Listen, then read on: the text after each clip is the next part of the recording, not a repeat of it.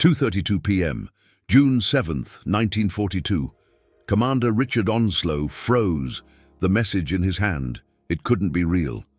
HMS Courageous, 22,500 tons of British pride, an aircraft carrier that controlled the North Sea, sunk, not by an air force, not by a surface fleet, by a single damaged German U-boat U-47, Lieutenant Commander Günther Prien, the man British naval officers called the Bull of Scapa Flow. Onslow knew in that instant.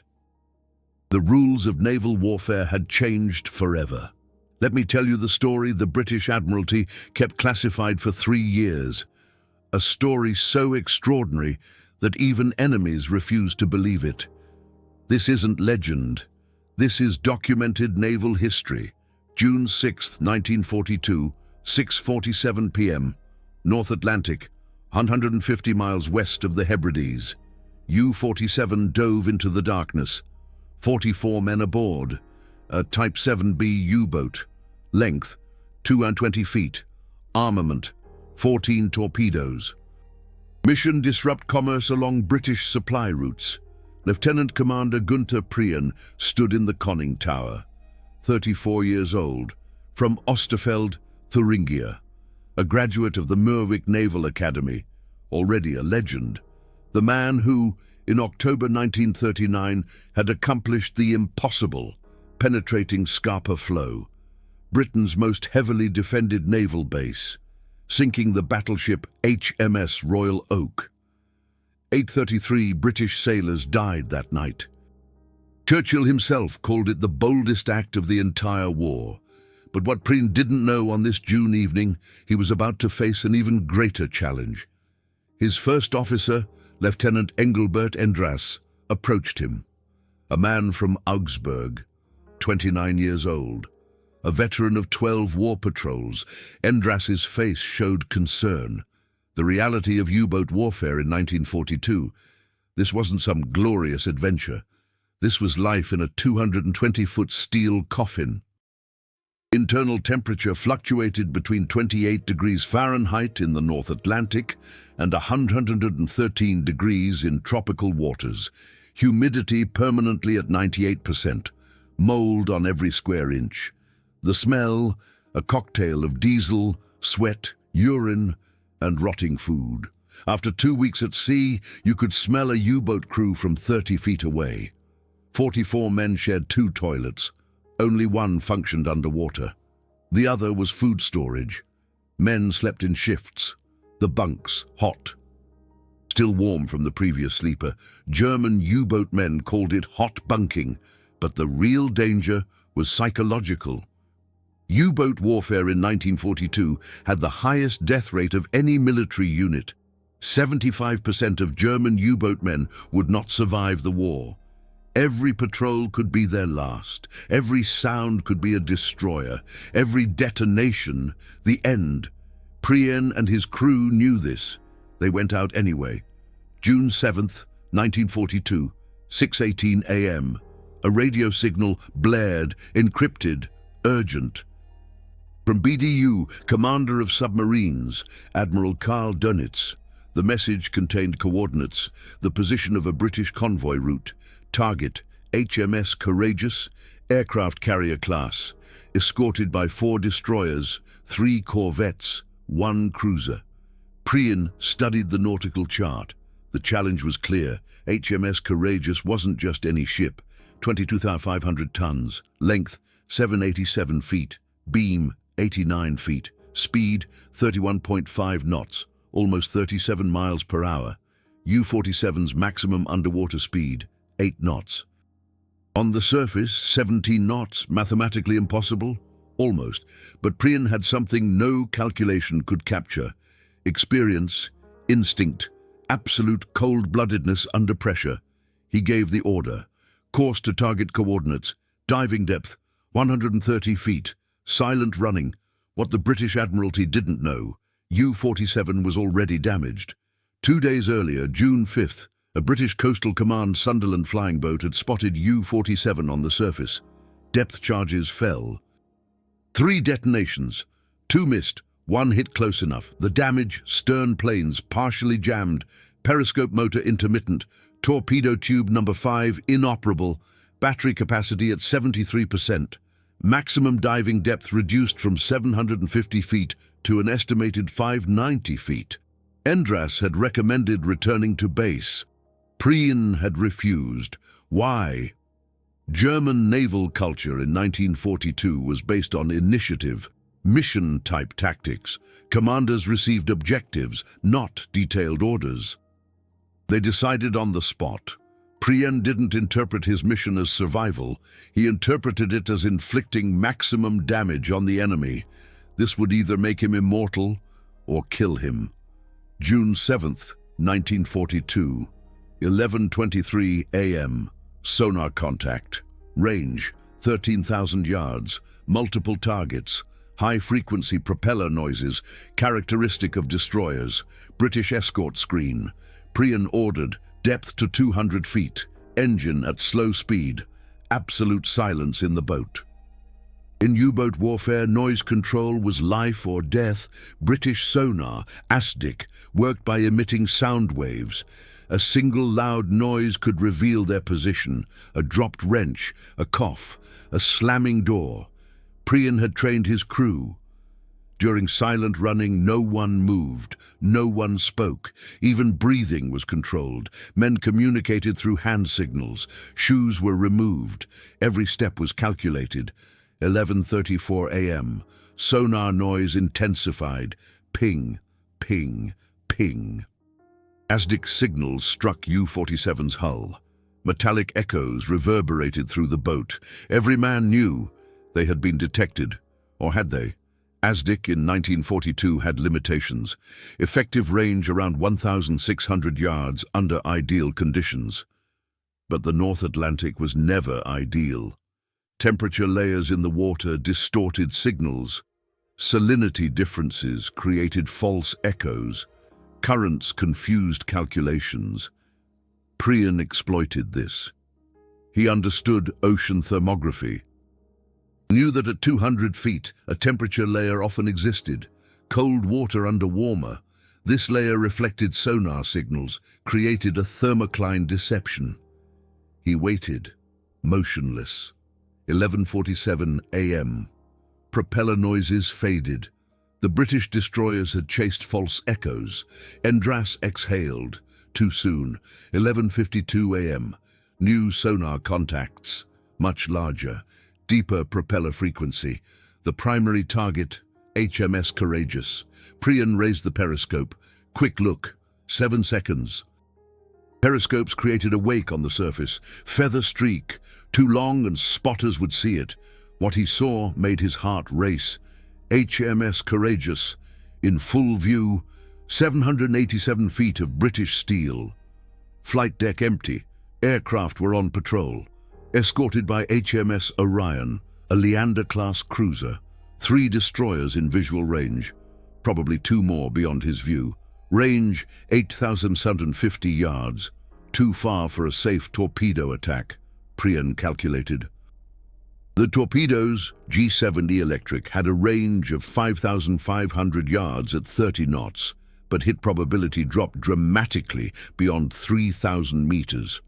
Courageous was moving at an estimated 18 knots, zigzagging, a course designed to thwart U-boat attacks. Deflection angles were complex. He needed to get closer, much closer. But how? 5 warships patrolled the surrounding area. ASDIC sonar actively pinging on all of them. Any movement would draw immediate attention. Lieutenant Commander Prien made a decision that would etch his name into naval history. He wouldn't attack. Not yet. He would hunt. 12:03 p.m. U-47 began the hunt. Speed, 4 knots, a snail's pace. Depth, 50 meters. Course parallel to Courageous. Position, 2,000 meters on her port quarter. The chase had begun. It would last 9 hours. Imagine, 9 hours. Inside a damaged U-boat, 50 meters below the surface, stalking a target moving 3 times faster. Surrounded by destroyers whose sole purpose was to kill you. One mistake, one miscalculation, one technical failure, Death for all 44 men. But Prien and his crew executed it flawlessly. The technique was brilliant. Prien leveraged something German U-boat commanders called convoy shadowing. The concept was simple, the execution deadly difficult. The U-boat remained in the sonar's blind spot. Position verified every 20 minutes with a 3-second periscope peak. Course corrections were minimal. Silence was absolute. Inside the U-boat, the temperature climbed. At 50 meters depth, with no fresh air circulation and 44 men breathing and electrical systems humming, the heat became unbearable. The temperature reached 38 degrees Celsius, 100% humidity. Men stripped down to their underwear. Sweat dripped from every pore. But worse than the heat was the CO2 buildup. With each passing hour, 44 men consumed oxygen and exhaled carbon dioxide. CO2 scrubbers, lime cartridges were working, but during extended underwater operations, they became overwhelmed. Symptoms began after hour 4. Headaches, dizziness, loss of concentration. After hour 6, nausea, tremors. Some men collapsed. This was not weakness. This was physiology. The human body was never meant to endure 9 hours inside a closed steel container. 50 meters underwater, but Prien and Lieutenant Engelbert Endras maintained order, rotating the crew. Men exhibiting symptoms were moved to non-critical stations. Water was rationed, but drinking it was mandatory. Everyone consumed 2 liters during the stalk. 4:47 p.m. Sonar contact changed. Propeller noises slowed. Courageous was reducing speed. Why?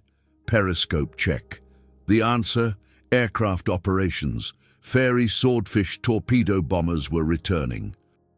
Preparing to land on the flight deck, Courageous had to turn into the wind and reduce speed for safe landings. This was Prien's opportunity. Maybe his only one.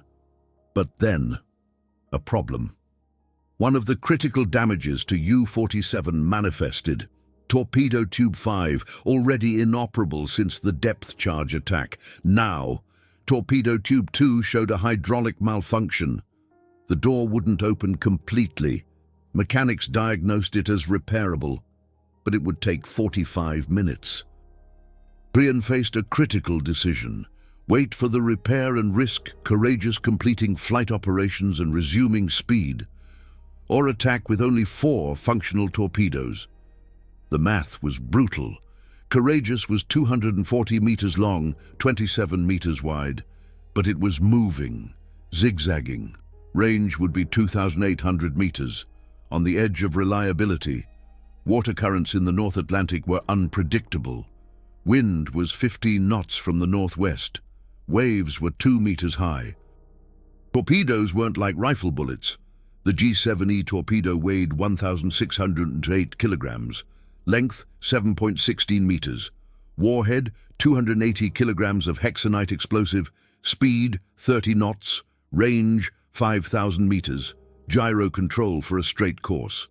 But, and this was critical, they were susceptible to water density influences, currents, and mechanical failures. German torpedo problems in 1942 were legendary. Early in the war, magnetic detonators had failed. Torpedoes had passed under targets, or detonated too early, or hadn't detonated at all. By June 1942, many problems had been fixed, but reliability was only about 70%. With 4 torpedoes against a moving target, hit probability was maybe 40%, sinking probability much lower. But Prien saw something that mathematics couldn't capture. He saw opportunity. 5:02 p.m. Decision made. Attack without repair. Reason, tactical, not emotional. If he waited, Courageous would complete aircraft operations and return to 30 knots. Impossible to pursue, impossible to attack. Prien positioned U-47, course 290 degrees, depth 12 meters, periscope depth, speed reduced to 2 knots for target acquisition. His torpedo officer, Lieutenant Klaus Bargsten, prepared a spread shot. The technique was standard, but required precision. 4 torpedoes would be fired in 4-second intervals. Each torpedo at a slightly different angle, a fan pattern. The idea was that at least one would strike the moving target. Bargsten was 27 years old, from Hamburg, a veteran of 8 war patrols. His hands did not tremble, but his face was pale. He knew what was at stake. 5:14 p.m., periscope up. Prien took a final target sighting. Range, 2,900 meters. Courageous speed, estimated 12 knots. Slower than expected. Good for torpedoes. Zigzag pattern, identified. Deflection angles calculated. Prien relayed the numbers. Bargsten programmed the torpedoes. 5:16 p.m. The order, fire torpedoes. 4 thumps. Thump, thump, thump, thump. U-47 vibrated. 6,432 kilograms of steel and explosives left the boat. A trail of air bubbles marked their paths. Immediately, Prien ordered depth to 80 meters. Hard starboard. Evasive maneuvers. Because he knew, whether the torpedoes hit or not, destroyers would be upon them within minutes. Everyone in the boat counted seconds.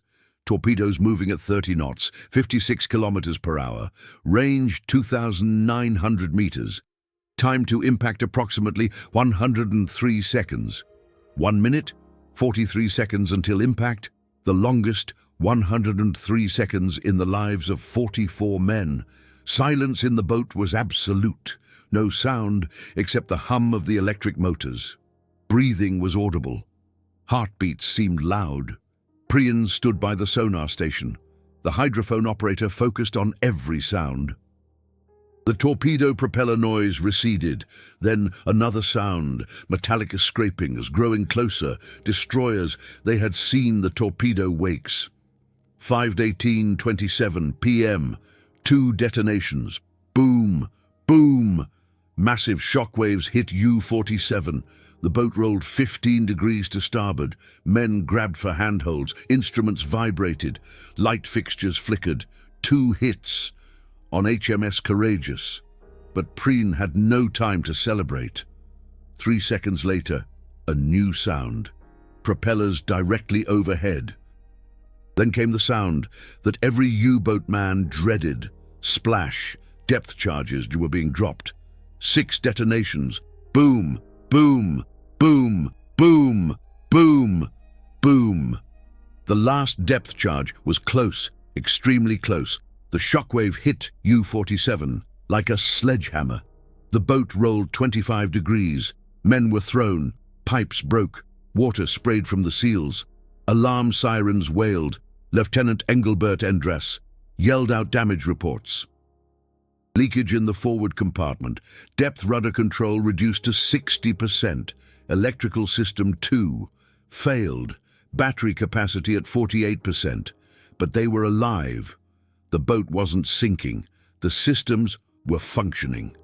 Lieutenant Commander Prien ordered a deeper dive, 120 meters, near the new safe limit, but necessary. The destroyers above them were aggressive. The next 9 hours became hell. British destroyers, HMS Vanek, HMS Volunteer, HMS Witch, began a systematic hunt. They had the approximate position of U-47. They knew the limitations of a U-boat. Maximum underwater speed around 8 knots. But at that speed, the batteries would be dead in 2 hours. Probably the U-boat was running a slow 2 to 4 knots to conserve batteries. That meant in 9 hours. U-47 could travel a maximum of 35 kilometers. Destroyers scanned a search area with a corresponding radius.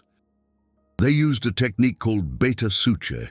One destroyer drove in one direction, performing ASDIC scanning.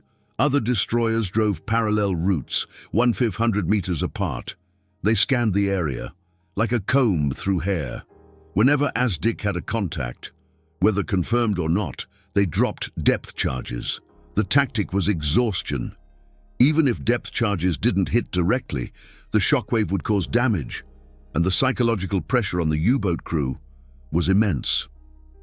Between 5:20 p.m. and 2:02 a.m. the next morning, 8 hours, 40 minutes, 487 depth charges fell near U-47, 487, averaging one depth charge every 70 seconds. Imagine that. You're in a steel cylinder, 120 meters underwater. Every 70 seconds, 150 kilograms of explosives detonates near you, sometimes 200 meters away. A muffled thud, sometimes 50 meters away. The boat shakes like an earthquake. Sometimes so close, you think this is the end, you can't escape. Your speed is 3 knots, destroyers are 30 knots. If you surface, you'll be sunk in minutes. If you stay, you'll be slowly crushed. The air grew thin. CO2 levels reached critical levels. Men breathed shallowly, rapidly. Some hyperventilated. Others lost consciousness. The medic, Chief Petty Officer Alfred Rice, moved between the men, checking, changing CO2 absorber cartridges, trying to keep everyone alive and functional. Battery capacity dropped. Started at 48%, after 4 hours at 29%, after 6 hours at 18%. The critical limit was 10%. Below that, the boat wouldn't have enough power to surface and recharge the batteries via diesel. Lieutenant Commander Prien made brutal decisions. Non-essential systems were shut down, heat off, ventilation on minimum, lighting reduced to emergency lights. The temperature in the boat fell to 8 degrees Celsius. Men shivered, but worse than the physical conditions was the psychological terror. Every detonation, every creak of metal, every noise could mean the next depth charge run hits you. Some men prayed, others stared into nothingness. Some wept silently. No one was condemned for it. U-boat warfare in 1942 wasn't a question of bravery. It was a question of willpower against physiology and terror. 11:47 p.m., the depth charge attacks slowed. The destroyers had been hunting for 9 hours. Their own fuel reserves were low. Sonar operators were exhausted. Some destroyers pulled away to escort HMS Courageous. The ship was not sunk, but heavily damaged, and needed to get to a repair dock. Lieutenant Commander Prien waited another 2 hours. Absolute silence, no movement, just listening. 2:03 a.m., June 8, 1942. Sonar contact. No more warships detectable. Lieutenant Commander Prien gave the order. Surface. U-47 rose slowly. 120 meters, 100 meters, 80 meters, 60 meters. At 20 meters. Periscope check. Surface clear. Sky clear. No ships visible. Command. Surface. Open the hatches. U-47 broke the surface. The conning tower hatches opened. Atlantic air poured in. Cold, salty, life-saving air. 44 men breathed, deeply, greedily. Some coughed, others gagged. Their bodies reacted to fresh air. After 13 hours, trapped in a steel coffin, Lieutenant Commander Prien stood in the conning tower, gazing at the night. Stars were visible, waves were gentle. For a moment, war was silent. Lieutenant Engelbert Endres came to him. Damage report. 2 leaks, repaired, depth rudder function at 55%, 1 torpedo tube, definitely unusable, battery capacity at 11%, just above the critical limit. They had survived. By a margin of a few percentage points, the diesel engines started.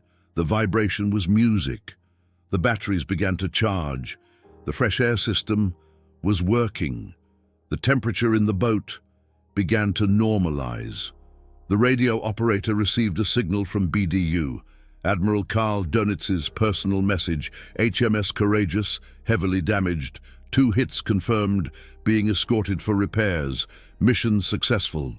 U-47 ordered to return to base. Lieutenant Commander Prien's response was brief. Understood. Returning to Lorient, but before they set course, Lieutenant Commander Prien called all available men to the conning tower station. 22 men, half the crew, the others were sleeping or at their stations, stood on deck. Lieutenant Commander Prien spoke. His words were recorded in the war diary. Comrades, we have accomplished something today that the world will not believe. We attacked an aircraft carrier with a damaged boat and 4 torpedoes. We survived against almost 500 depth charges. We live because each of you performed your duty. This is not my success. This is our success. For the comrades. Men answered, for the comrades. This was more than a military motto. In U-boat warfare, comradeship was the only thing that kept men mentally alive. Knowing that 43 other men beside you were in the same hell, that they would suffer with you, fight with you, die with you. U-boat crews were not just military units. They were brotherhoods, forged in steel and terror. U-47 returned to Lorient, arrival June 12, 1942. The reception was extraordinary. Admiral Karl Dönitz personally was present. Lieutenant Commander Prien and his entire crew received awards. Lieutenant Commander Prien got the Oak Leaves to the Knight's Cross, one of the highest German military decorations. But the true recognition came from an unexpected place. The British Admiralty, secret reports released after the war, contained British naval analyses. A report from Commander Onslow, dated June 9, 1942, stated, "We are not fighting men.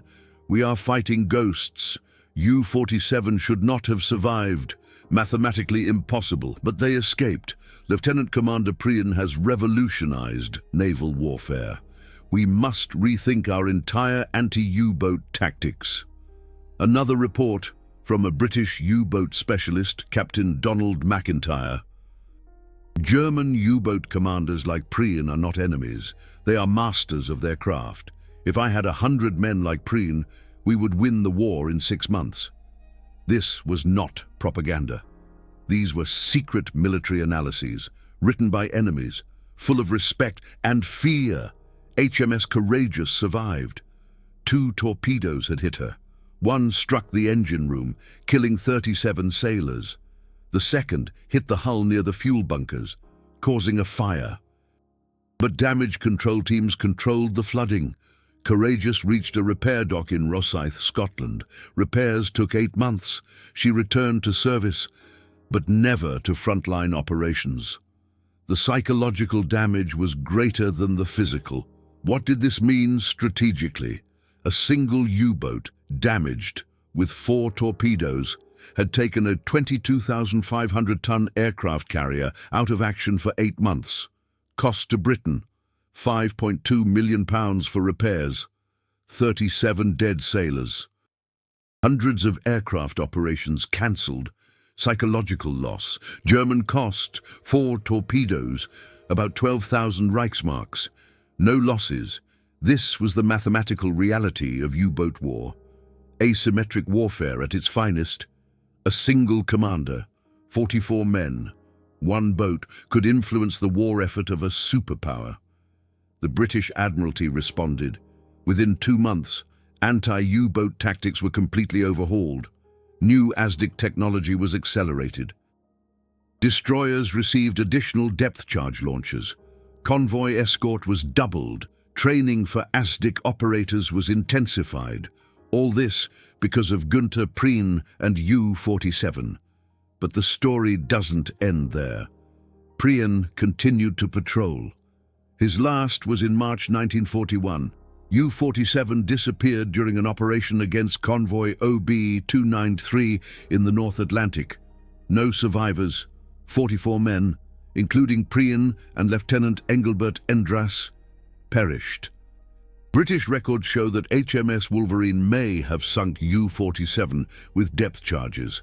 Other reports suggest mechanical failure. The truth was never confirmed. Prien and his comrades lie somewhere on the seabed of the Atlantic. But their story lives on, After the war in 1956, the Royal Navy held an unusual ceremony. They invited German U-boat veterans, including survivors from Prien's other patrols. The British Admiral Sir George Creasy gave a speech. He said, "We did not honor our enemies during the war, but now in peace we must recognize truth. Men like Günther Prien were not monsters. They were extraordinary sailors. They fought with honor, and they deserve our respect." The ceremony included a silent minute. British and German veterans stood together, remembering all who died in the Atlantic. One of the most moving moments came from a British survivor of HMS Courageous, Petty Officer James Morrison. He recounted that he had almost died during the torpedo attack in 1939. The explosion had thrown him against a bulkhead. Comrades had saved him. For years, he had hated the U-boat captain who had almost taken his life. But then, in 1956, he learned about Prien's story, about the 13 hours under depth charge attack, about the decision to attack with a damaged boat, about surviving against impossible odds. Morrison said, "I understood then. We were not so different." He fought for his comrades. I fought for mine. War makes us enemies, but humanity makes us brothers. I forgive Günther Prien, and I honor his memory. This is perhaps the greatest legacy of Prien's story. Not the sinkings, not the awards, but the reminder that even in the most brutal war, professionalism, courage, and camaraderie deserve respect, even from enemies. Today, U-47 exists only in archives, but its influence is measurable. Modern submarine tactics, silent running, thermocline deception, convoy shadowing were perfected by commanders like Prien. Naval academies worldwide study his attacks. His decisions are analyzed in tactical courses. Recently released documents from British archives reveal further details. A ASDIC operator from HMS Sank, who participated in the 13-hour hunt, wrote in his diary, "We dropped almost 500 depth charges. I was sure we had killed them." Then weeks later, I heard that U-47 had returned to Lorient. I could not believe it. Either they were incredibly lucky or incredibly good. I think it was both. The numbers tell a story of impossibility. 4 torpedoes against an aircraft carrier, 2 hits, 487 depth charges survived, 13 hours hunted, 44 men in a damaged boat, all survived. Mathematically, it should not have happened, but it did happen. Because men like Günther Prien, Lieutenant Engelbert Endras, Klaus Bargston and 41 others made it possible, with skill, with willpower, with an absolute refusal to give up. This is not a glorification of war. War is hell. 44 men of U-47 later died. Thousands of British sailors died in the Atlantic. Both sides suffered. Both sides lost. But within that hell, there were moments of extraordinary human achievement, moments where men exceeded their own limits. Not because of ideology, not because of hate, but because of duty, camaraderie, and the fundamental instinct to survive. Günther Prien and U-47 represent one of those moments. A story so extraordinary that even enemies didn't want to believe it. But the evidence is irrefutable. War diaries, Admiralty files, survivor testimonies, all confirm the same thing. On that June evening in 1939, 44 men in a damaged steel cylinder wrote naval history. They proved that even when mathematics says impossible, human determination can decide otherwise. These are not just statistics from dusty archives. These are the moments that decided the fate of millions, real soldiers, real fear, real consequences. These stories must never be forgotten. If these historical truths are important to you, then support with YouTube's Super Thanks, the golden heart below. Every Super Thanks allows me to spend weeks in archives. digitizing rare documents, interviewing surviving eyewitnesses, analyzing recently declassified British Admiralty files helped me preserve this story for generations to come. What happened after 1942? U-47's legacy grew. Lieutenant Commander Prien became an international figure. Goebbels' propaganda machine exploited his successes. But Prien himself remained unassuming. In interviews, he always spoke of his crew, never of himself. One story shared by survivors. During Prien's last shore leave, in January 1941, he visited the family of a deceased crew member. The man had died on a previous patrol. Prien spent 3 hours with the widow and her 2 children. He brought his own pay, 400 Reichsmarks. He explained to the family how their husband and father had died, quickly, painlessly, as a hero. Then he stayed for dinner. He even played with the children. The widow, a Mrs. Eleanor Schmidt, later wrote, "Lieutenant Commander Prien didn't have to come. No one expected it, but he came because he loved his men, not as a commander, as a brother. This was the man." British officers called the Bull of Scapa Flow, unyielding in battle, gentle with the families of his fallen. Modern analyses reveal computer simulations running 10,000 trials showed only an 11% probability of success. Prien's decisions were statistically optimal. The Naval War College uses his attacks for training. U-boat veteran Vice Admiral Walter Hartmann said in 1963, "Prien was the best leader. His men would have followed him into hell." Vice Admiral Reinhard Hardigan remembered, "I asked Prien how he survived Scapa Flow. He said, 'I didn't survive. My crew survived. I just drove the boat.'" The tactical analysis of the HMS Courageous attack reveals genius in the details. Prien knew that aircraft carrier operations created a window of vulnerability. While planes were landing, HMS Courageous had to maintain a straight course, turn into the wind, reduce speed. Those 15-20 minutes were the only time window where an attack made sense. But how did Prien know when aircraft would be returning? His war diary reveals he listened to British radio signals. Encrypted, yes, but the timing and frequency of transmissions betrayed aircraft operations. Prien used signal analysis. Before this became standard tactics, this was genius, not technology, not superior equipment, pure tactical understanding. The 487 depth charges survived were a statistical miracle. On average, 250 were required for a sinking. Prien's secret. He maneuvered into blind spots beneath destroyers, dangerous, closer to the enemy. But Asdic couldn't scan there. During 13 hours, he used this technique 7 times. The psychological element was equally critical. U-boat commanders had to not only manage their own fear, but also keep their crew stable. Prien had methods.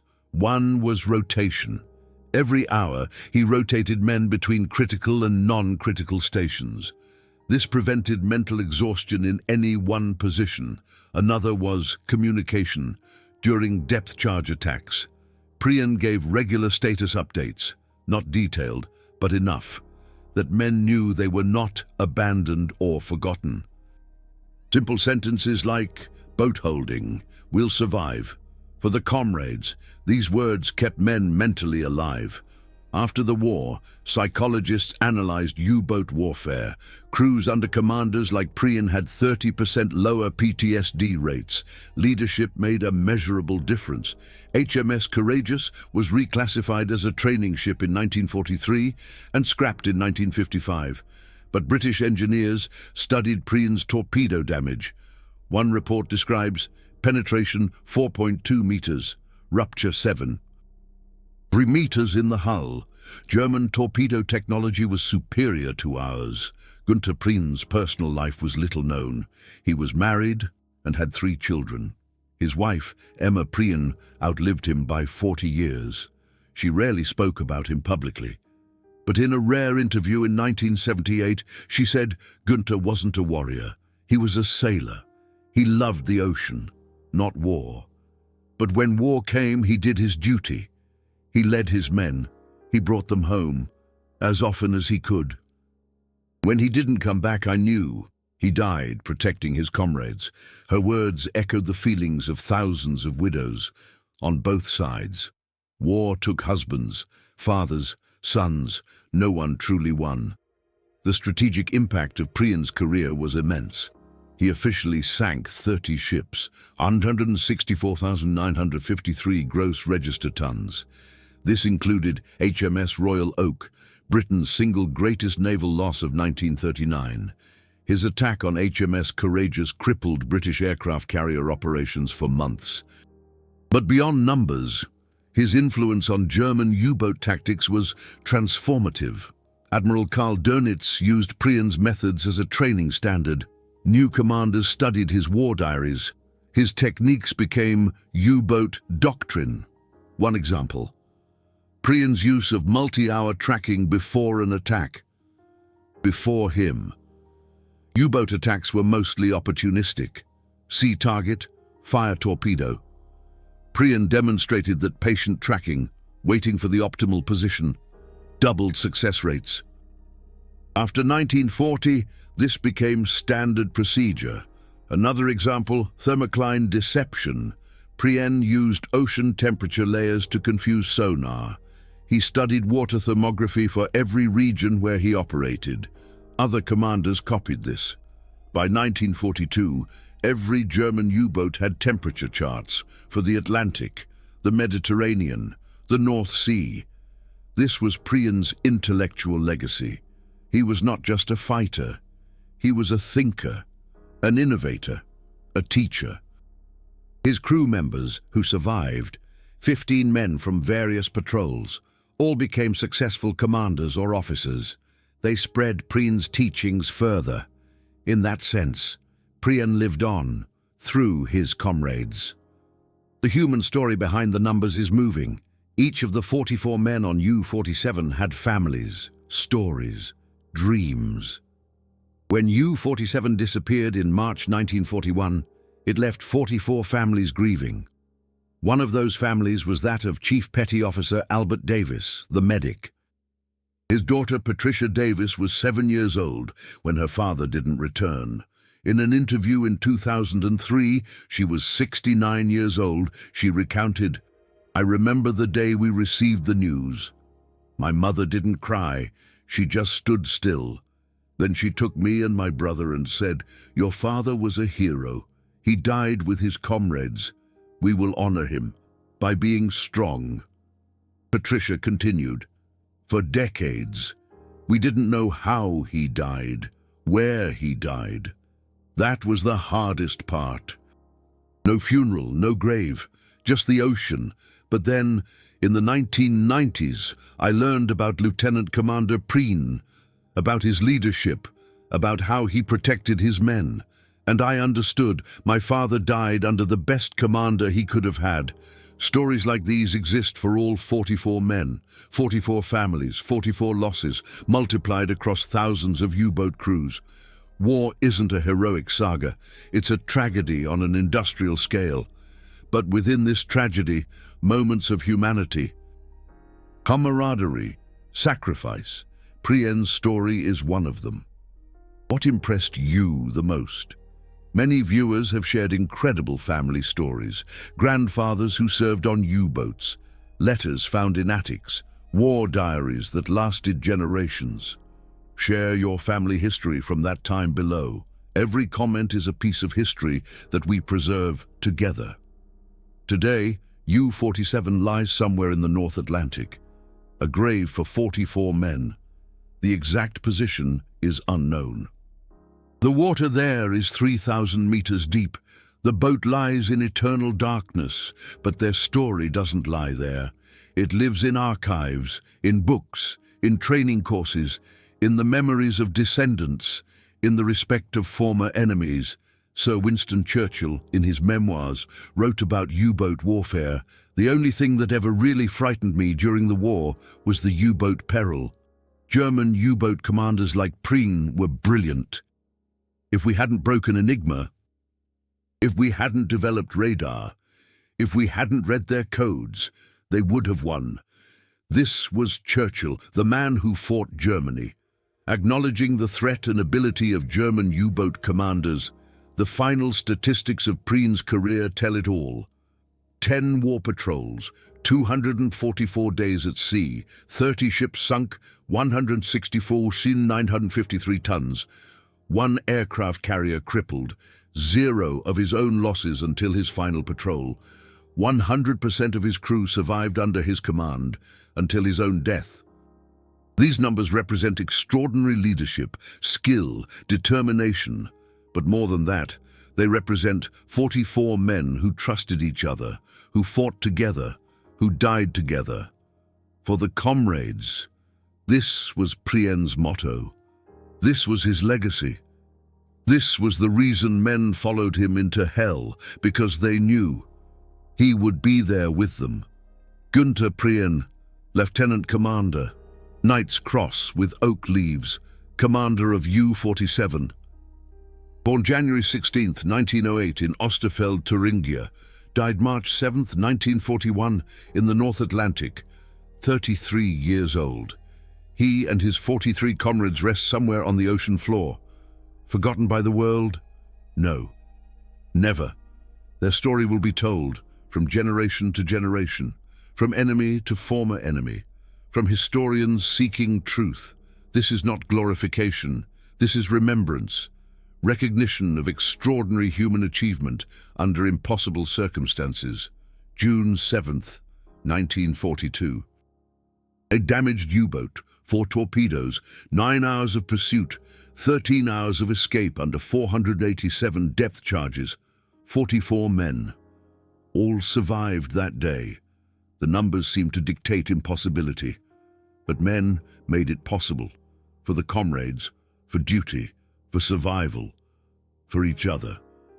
This is the story of U-47 and the attack on HMS Courageous, a story that even enemies didn't want to believe. But every line is documented, every detail verified. War diaries, Admiralty records, survivor testimonies, all confirm the same impossible truth. Sometimes, truth is more astonishing than fiction. This is one of those moments